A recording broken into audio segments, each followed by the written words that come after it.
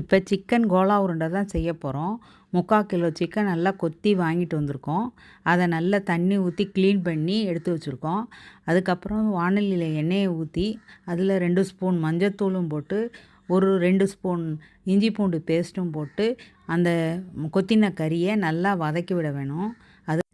பொட்டுக்கடலை 100 கிராம், சோம்பு 2 ஸ்பூன், பூண்டு 5 பல், கடலைப்பருப்பு ஊற வச்சது 50 கிராமு, வெங்காயம் 10, பச்சை மிளகாய் 4, தேங்காய் பத்தை 2. இது தான் சிக்கன் வதக்கின தண்ணீரை ஊற்றி பொட்டுக்கடலை, தேங்காய், பச்சை மிளகாய், வெங்காயம், பூண்டு, சோம்பு எல்லாம் போட்டு மிகவும் கெட்டியாக மிக்சியில் அரைக்க வேண்டும்.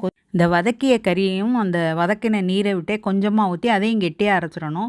இப்போ எல்லாம் ஒன்றாக சேர்த்து உப்பு போட்டு கருவேப்பிலையும் போட்டு பிசைஞ்சு உருண்டைகளாக உருட்டி மிதமான சுட்டில் எண்ணெயில் பொரித்து எடுக்கணும். இப்போ சுவையான கோலா உருண்டை ரெடி. நம் ஸ்ரீலட்சுமி சேனலை சப்ஸ்கிரைப் பண்ணுங்கள்.